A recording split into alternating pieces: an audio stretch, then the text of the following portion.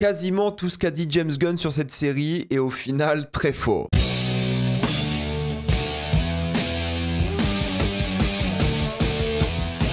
Peacemaker saison 2. Comme d'habitude, jusqu'à la minute indiquée dans le titre de la vidéo, il n'y aura pas de spoilers, casse tranquille, après on va tout spoiler. Peacemaker saison 2 reprend les aventures de Chris qui se retrouve cette fois-ci dans un monde parallèle. La grosse différence est que dans ce monde parallèle, il est extrêmement heureux, alors que dans son monde d'origine, il est en train de lutter contre ses émotions et le début de sa dépression. C'est là qu'il va devoir faire un choix difficile et choisir entre l'un des deux mondes. Tous les épisodes de Peacemaker saison 2 sont sortis et pour ceux qui se posent la question, oui, il est 4h30 lorsque j'enregistre cette vidéo, oui, il faut voir la saison 1 et je conseille aussi de voir le film de James Gunn de Suicide Squad qui est vachement bien. Cependant, pour ceux qui ont peur de devoir regarder Peacemaker saison 2 pour la suite du DCU, honnêtement, je pense pas. Il n'y a rien qui change le DCU de manière fondamentale dans cette œuvre. Peut-être qu'il y aura des clins d'œil à Peacemaker saison 2 dans les prochains projets du DCU, mais vous pouvez, je pense, complètement zapper ce projet et regarder Superman 2 dans 2 ans, regarder Lanterns en janvier ou au début d'année, peu importe, regarder Clayface l'année prochaine. C'est pas un projet qui sera obligatoire, croyez-moi. Tous ceux qui étaient inquiets, c'est un peu comme Creature Commandos, qui est techniquement la première saison, ou série en tout cas du DCU. Ok, c'est sympa de voir Rick Flag dedans en mode animation, mais c'est pas essentiel ou nécessaire, ne vous inquiétez pas. Et c'est assez intelligent ce qu'il a fait James Gunn parce qu'il a décidé de changer le récap au début du tout premier épisode pour choisir ce qui est canon ou pas dans le DCU, parce que la première saison de Peacemaker était sortie dans le DCEU qui n'existe plus, et en plus de ça, il y a des vrais liens qui sont faits avec Superman, je parle bien de l'œuvre Superman, pas le personnage qui est sorti il y a quelques semaines. Il y a quelques caméos assez sympathiques, donc il a plutôt bien géré la transition DCEU-DCU. Par contre, James Gunn, il en fait des casses avec Peacemaker. Ça se voit qu'il kiffe Peacemaker, hein, et je dis pas, il en a vraiment fait des casses avec cette saison, qui a beaucoup de problèmes, mais ça veut pas dire qu'elle est mauvaise. Premièrement, j'ai envie de parler du générique. Oui, la chanson a changé, le générique de la première saison était génial, et là, le générique de la deuxième, je me suis dit au début, ouais, la chanson est sympa, mais elle va jamais rivaliser avec la saison 1. Et au fur et à mesure, on apprend vraiment à l'apprécier. C'est une chanson un peu plus mélancolique, toujours avec l'énergie rock qu'avait le générique de la première saison. Et en fin de saison, je pense qu'on apprécie limite plus le générique de cette deuxième saison que la première saison. Donc c'est un vrai bon travail qui a été fait par rapport à ça. C'est marrant parce qu'à chaque fois qu'on est confronté à un truc un peu nouveau, on se dit ouais, c'est pas terrible ou c'est moins bien. Et au fur et à mesure, on commence à l'apprécier. On comprend le contexte par rapport à la chanson, surtout par rapport à l'épisode 8 de cette saison.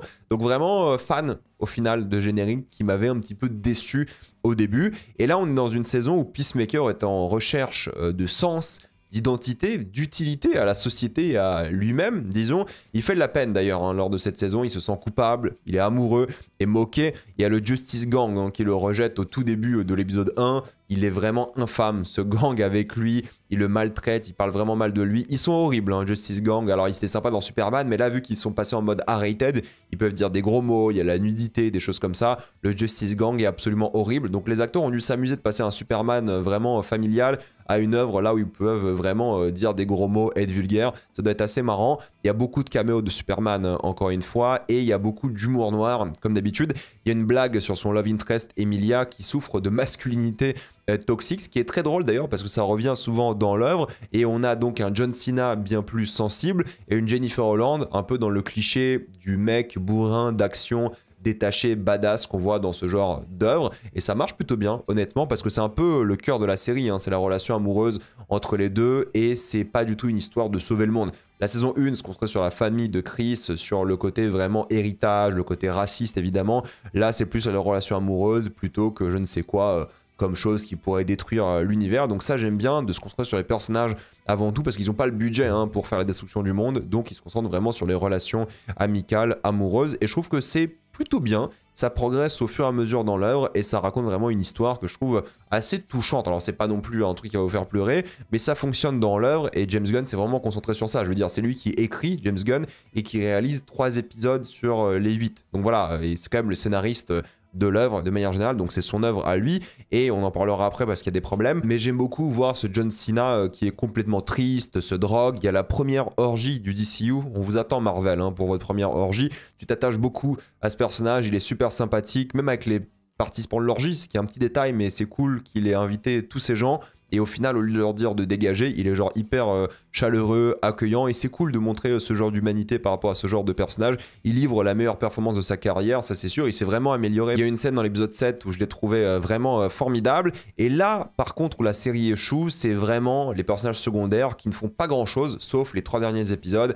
Grosse déception avec Freddy Stroma et Daniel Brooks qui sont là à faire des blagues plutôt qu'à être vraiment actifs. La saison 1 était vraiment un travail d'équipe, comme le fait très bien James Gunn. Là, c'est plutôt John Cena qui agit et les autres qui tournent en rond, sauf les 3 derniers épisodes. James Gunn a beaucoup mis en avant les 3 derniers épisodes et ils sont bien, hein, mais bon, c'est pas non plus la série de l'année, quoi, par rapport à ça. Ça se rattrape à la fin, justement, mais sinon, c'est très vide au début, malheureusement. Heureusement que James Gunn écrit bien les dialogues, arrive à donner de la personnalité à ses personnages. Il fait rarement de l'exposition débile. Il se concentre vraiment sur des moments humains entre eux, ce qui les rend appréciables et cool à suivre. Heureusement, hein, parce que leur impact est vraiment limité en début de saison, pendant un long moment, donc c'est bien qu'on aime les personnages et qu'ils soient vraiment humains et qu'ils soient pas juste là à déballer, vous savez, de l'exposition en dialogue comme 90% des séries. Donc sur ça, Gunn, il est fort. Il sait bien écrire des personnages, même dans des formats longs comme une série. Et même pour les antagonistes comme Rick Flag Senior qu'on a vu dans Superman et Creature Commandos, il veut venger la mort de son fils qui a tué Peacemaker dans le film de Suicide Squad. C'est pour ça que je vous dis c'est important quand même de voir de Suicide Squad. Et tout ce qui tourne autour de lui et les personnages à Argus, vous savez, l'entreprise en question, pareil, c'est traîné en longueur, c'est interminable, et il y a beaucoup d'autres intrigues dont je suis pas spécialement fan, j'en parlerai surtout en spoiler. Et c'est ma critique principale de cette saison 2, en fait, c'est que c'est long et court à la fois. C'est-à-dire que chaque semaine, tu tapes des épisodes de 30 minutes, parce que c'était ça sur quasiment tous les épisodes, sauf le premier et le dernier. Et si tu prends l'intégralité de la saison, je dirais que tu aurais vraiment pu écourter ça, parce que les meilleurs épisodes sont le 6 et 7, et ils durent au total moins d'1 heure. Donc c'est assez flagrant par rapport à ça. T'as vraiment l'impression que le projet était un film qu'ils ont étiré pour en faire une série, quoi. Je pense que James Gunn, il avait l'idée de faire un bon film de 2h20 ou même moins, et ils ont dit ok, non, il faut une saison 2, il faut qu'on sorte ça sur HBO Max et tout.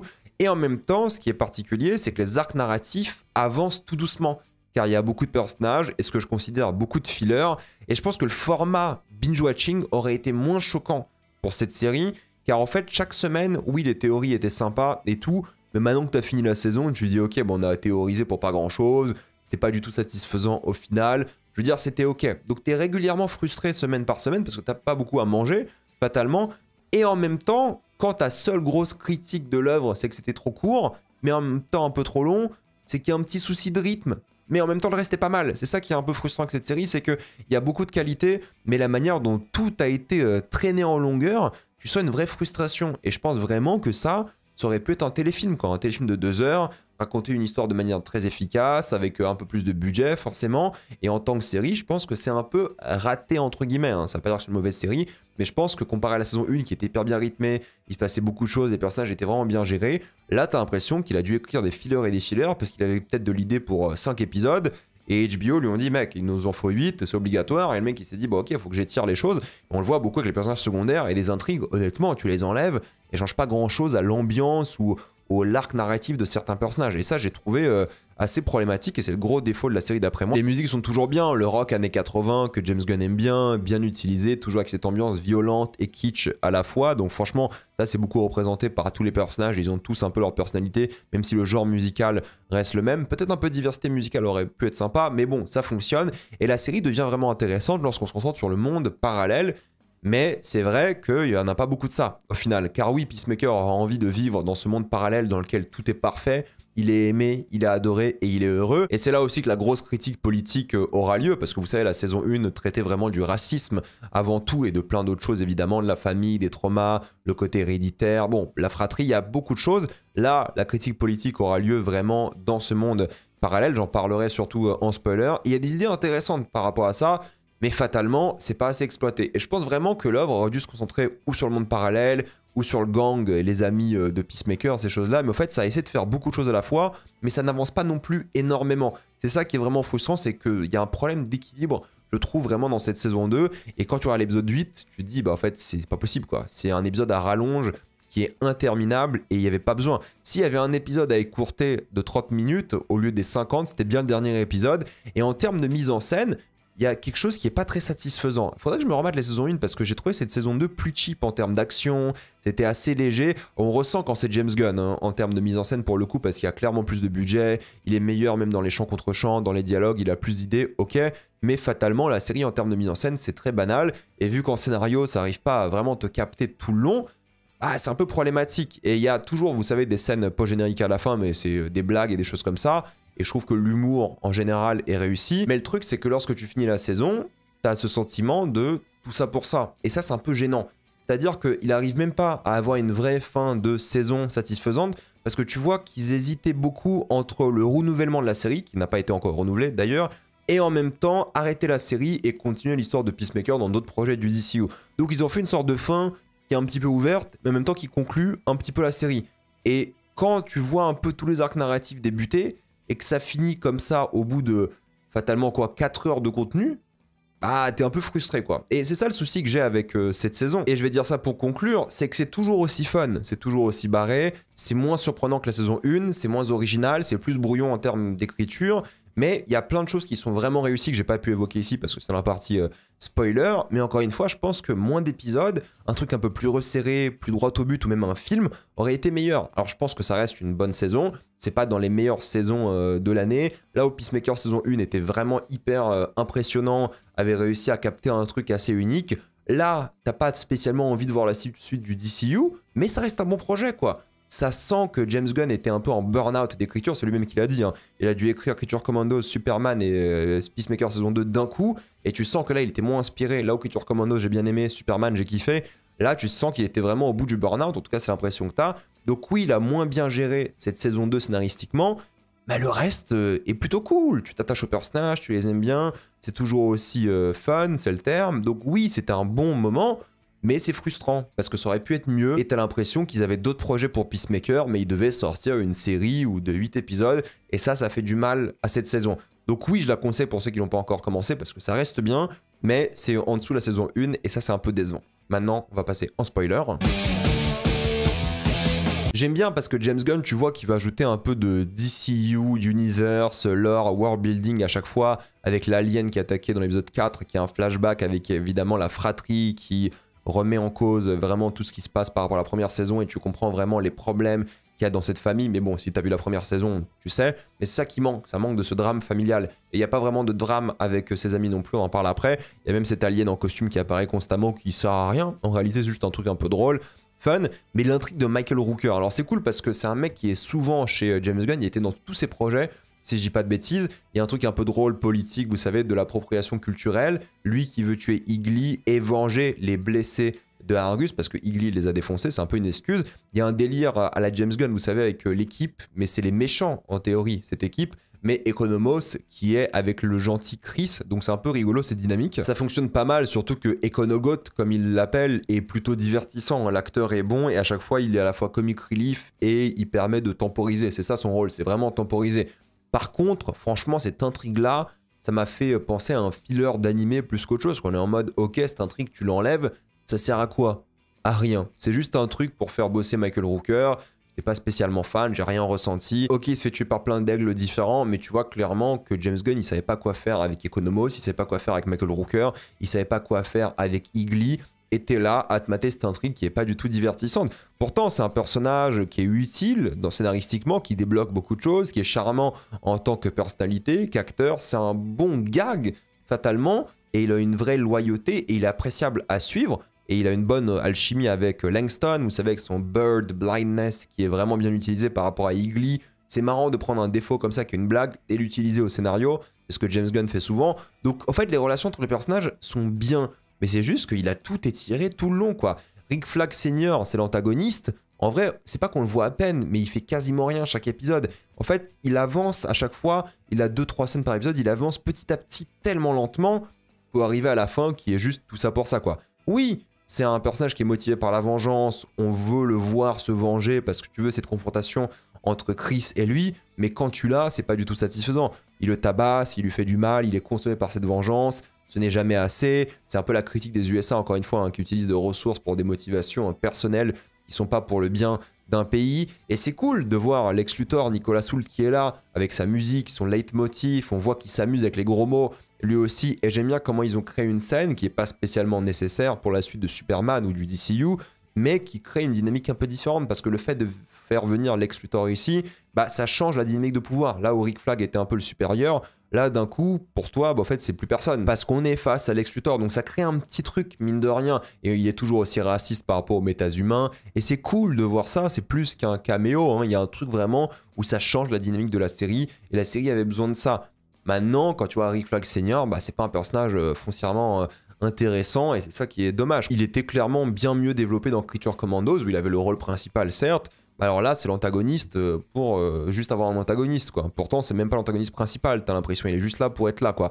Il y a plein de choses que j'aime bien, le retour de Rick Flag Jr., qui était en couple, du coup, avec Emilia, enfin, c'était pas vraiment en couple, mais ils étaient sex friends, mais ils se voyaient quand même et tout. Il y a un petit truc, ça rajoute du poids à la relation qu'a du coup Emilia avec Chris, parce que si elle avait une sorte de liaison avec Rick Flag Jr., forcément, bah, elle sent un peu bizarre d'être avec le mec qui a buté son ex. Donc c'est pas mal. Et tu sens que James Gunn, il regrette clairement d'avoir tué ce personnage, vu comment il le fait revenir tout le temps. Je m'attendais à plus que ce caméo-là. T'as presque l'impression qu'en fait, il est jaloux de lui, qu'il est genre homosexuel. C'est un peu rigolo par rapport à ça. Mais il est juste en mode gag. Et je pense que c'est un gag intéressant parce qu'avoir un personnage un peu goofy comme ça, un peu kitsch, rigolo dans ce monde nazi, tu penses pas que c'est un monde nazi au début, parce que tu peux pas avoir un mec aussi rigolo comme ça dans un monde nazi. Et c'est cool de le revoir, et je m'attendais vraiment à ce qu'il revienne, mais non, là pour le coup c'était un caméo un petit peu inutile. Bon voilà, c'est cool, et j'espère qu'il reviendra cet acteur, parce que c'est un bon personnage, il y avait quelque chose à faire, mais fatalement ils l'ont pas du tout utilisé ici, et c'est dommage, mais je pense qu'il reviendra, parce qu'il regrette vraiment James Gunn de l'avoir buté.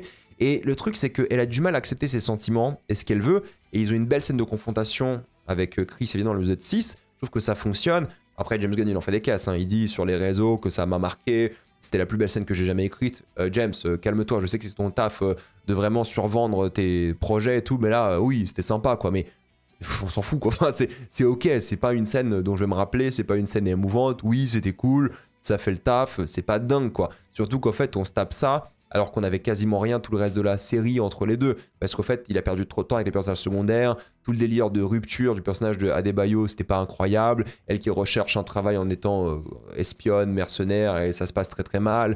Elle fait rien pendant longtemps. Les deux ne font rien pendant longtemps. Les personnages secondaires ne font rien pendant longtemps en réalité. Lui qui sent rejeté par son ami, mais tu sais qu'il a pas d'autres amis, qu'il a du mal à se retrouver. Mais en fait, c'est ça qui m'énerve. C'est que pendant 5 épisodes, ils font que dalle. Alors oui, l'épisode 6, ça devient vraiment bien, parce qu'en fait, ils recréent une équipe. Ils doivent aller sauver Chris. Il y a une scène très drôle avec sa mère. Et tu veux qu'il soit gentil avec sa mère toute la saison, surtout à l'épisode 8 où il est vraiment méchant avec elle. Ça fait un peu de la peine, mais c'est ça qui est rigolo. Et surtout le côté vraiment aventure appréciable qu'avait la première saison, avec des blagues comme lui qui refuse d'utiliser l'argent de la mafia alors qu'il peut tuer des gens sans problème. Il veut même tuer la famille d'un juge qui n'a rien fait dans l'épisode 8. C'est assez rigolo par rapport à ça, ce contraste de sociopathe. Donc j'aime bien parce qu'en fait, quand Gunn donne des choses à faire à ses personnages, leurs interactions sont bonnes, le travail d'équipe est toujours bien chez Gunn, mais bon, il faut attendre 6 épisodes pour arriver là, quoi, et ça c'est dommage. Il y a un vrai stress dans le monde alternatif, tu sais qu'il y a un truc qui cloche, mais tu sais pas encore ce que c'est, il y a un vrai stress par rapport à ça, à tous les personnages, et la rencontre entre les deux vigilantes est parfaite, parce que c'est les mêmes, c'est la première fois que dans cet univers-là, ils sont identiques, sauf qu'évidemment, ils n'ont pas le même ami. Il y en a un qui vit dans un monde nazi et l'autre qui vit dans un monde plus ou moins normal. Mais c'est cool qu'ils soient les mêmes. Il y a même cette petite blague sur le fait que son père ne soit pas gay ici. Mais c'est sûr que son père, il est gay. C'est juste qu'il est dans un monde où être gay n'est pas autorisé. Donc il est encore dans le placard. Donc il y a des détails comme ça que j'aime bien, qui sont réussis. Le twist sur le monde nazi par rapport à Adebayo est cool. Il y a une sorte de paranoïa qui se crée. Elle qui se balade dans la rue et tout le monde qui la regarde, et ces nazis-là qui disent « et c'est échappé, et c'est échappé ». Donc on imagine que dans ce monde, il y a encore des noirs, mais ou même d'autres minorités, mais ils sont dans des prisons, dans des camps. J'aime bien, ça crée un truc vraiment cool, il y a un plan qui est réussi aussi. L'épisode 6, c'est peut-être le meilleur au final de cette saison, les 6 et 7 évidemment. Il y a plein de détails cool dans ce monde. Le fait qu'au Scrabble, lorsqu'ils y jouent, il n'y a pas le mot blues, parce que le blues a été inventé par des personnes noires. Il y a plein de trucs comme ça que j'ai beaucoup aimé durant ces épisodes-là. Mais bon, c'est ça qui est dommage, c'est que c'est pas le cœur de l'œuvre au final. Pourtant, Chris, il a de bonnes scènes. J'ai trouvé ça touchant lorsqu'il tue son double dans l'épisode 1. C'est symbolique par rapport à lui qui s'en veut, qui se punit lui-même. Il y a quelque chose, il se sent triste d'avoir supprimé une partie de lui-même et à la fois un frère et un fils. Il y a vraiment une belle réussite par rapport à ça et ça commençait bien évidemment la saison. Tout en humour, encore une fois, hein, j'ai adoré lorsqu'il risque de se prendre des coups de sniper juste pour parler à la femme qu'il aime. C'est à la fois attachant, drôle, et ça crée une scène d'action qui est plutôt pas mal. Et le fait qu'il soit rejeté à la fin de l'épisode 2, ça le pousse en réalité vers le nazisme sans s'en rendre compte. C'est-à-dire que c'est la thématique de l'œuvre. Les gens malheureux ont tendance à se diriger vers l'extrême droite sans même s'en rendre compte. C'est une saison qui parle un peu du principe de radicalisation, mais d'un point de vue de l'empathie, par rapport à un personnage qu'on connaît, le personnage principal. Il a besoin d'amis et d'une relation amoureuse pour s'en sortir, et du coup il va dans un monde nazi où il se sent accueilli. C'est ça qui est rigolo, parce qu'en fait ça parle de ça, cette radicalisation, et les gens se rendent même pas compte qu'ils deviennent des nazis, parce que juste ils cherchent une communauté. Et ça, c'est un truc qui existe dans la vraie vie. Et j'ai trouvé ça plutôt bien de prendre notre personnage principal qu'on aime, de le prendre avec beaucoup d'empathie et de dire ok, il est heureux dans un monde nazi. Parce qu'après, il s'en veut forcément d'être heureux dans un monde nazi. On avait tous capté qu'il y avait un truc qui clochait de l'épisode 3, hein. J'en parlais dans les vidéos sur mes TikTok et tout à chaque fois, parce que j'ai pas eu le temps de faire des vidéos de chaque épisode, mais on voyait tous qu'il y avait un truc qui était bizarre. Tu remarques assez rapidement qu'il n'y a pas du tout de personnes de couleur, surtout que l'épisode d'avant, il y en avait beaucoup dans le monde normal, et lui, il le remarque pas. Lui, il est heureux, il est respecté, il est aimé, il fait même pas l'aveugle, il s'en rend pas compte, il est juste aveugle. Le système l'adore et il adore le système. Et il voit même pas au-delà de ses propres émotions. Et ça, c'est un truc qui est politiquement, je trouve, hyper intéressant. D'un point de vue de la société, d'un point de vue social, c'est vraiment réussi. Il attaque même la résistance, ce qui est exactement la même blague que dans Suicide Squad. Rappelez-vous, hein, quand avec Idris Elba, il tue tous les résistants, même blague, mais t'as quand même une bombe qui explose, t'as une scène d'action, il y a un truc qui se passe qui est vraiment pas mal de ce point de vue-là. Et lui était vraiment heureux dans ce monde, parce que c'est un homme blanc, cis hétéro, et en même temps, bah, les femmes, elles le remarquent, ces petits trucs. Elles remarquent le manque de personnes de couleur, que ce soit Emilia ou Adebayo qui remarque qu'il y a un truc qui cloche évidemment, elles, direct, elles ont capté. Mais quand t'es un homme dans un système qui te privilégie complètement, bah, en fait, tu t'en rends même pas compte. Et c'est ça, c'est une bonne critique, je trouve, sociale et politique de l'œuvre. On passe du temps dans cette vie parfaite qu'il a dans l'épisode 6. Et ça, j'aime bien. Il y a plein de choses qui sont réussies par rapport à ça. C'est la force de l'épisode 5 et cette fin. C'est-à-dire que lui va rejoindre le monde nazi et dans la série, c'est montré comme une victoire. C'est quelque chose de positif. Il réalise son rêve alors que c'est littéralement un mauvais monde. Et c'est ça qui est fort. Et justement, voir un peu la routine avec ce selfie un peu bizarre. Je sais pas pourquoi ils ont fait ça comme ça, mais c'est une idée de mise en scène qui est pas mal parce que ça te pose des questions sur ce monde et tout. C'est cool de voir qu'il est heureux. Il a une famille alors que le monde est fatalement horrible et il s'en rend même pas compte. Et la révélation sur le drapeau nazi et sur le monde nazi, avec la grosse muraille, t'as l'impression ici sur le mur d'Hitler, est thématiquement hyper intéressante et super drôle. Oui, prévisible, mais ça fonctionne parce qu'ils l'ont vraiment utilisé, mais juste pas assez, quoi. Ça qui est dommage, ils se sont pas concentrés sur ça. Surtout qu'Emilia lui dit un truc hyper intéressant, elle lui dit « Is this your perfect world ?» Et ça, c'est un truc qui le touche parce qu'il se dit « Ok, moi j'étais heureux dans un monde nazi », elle culpabilise. À juste titre. Et encore une fois, c'est le symbole de cette Amérique qui est divisée, les gens se rendent même pas compte qu'ils sont dans un monde fasciste, pendant que les minorités, elles souffrent dans des camps. James Gunn a toujours été woke, antifa, ce que vous voulez, il a bien compris comment écrire ces univers, et j'étais assez content de comment il a fait ça. Il interroge beaucoup sur quelle est la différence entre le monde nazi et le monde normal. Il y a ces discussions entre les deux vigilantes, il y en a un qui est juste hyper content de ne pas vivre dans un monde nazi, et l'autre qui lui répond que forcément ton monde à toi est meilleur. Et il est un peu coincé parce qu'il se dit, bah non, notre monde à nous aussi, il a des problèmes. Il y a des racistes, il y a des choses qui vont pas bien. Et c'est un vrai souci parce qu'en fait, il montre le parallèle entre les deux systèmes. Nous, on vit dans un monde, le monde de base de Peacemaker, entre guillemets, où il y a des choses horribles qui se passent et on fait rien.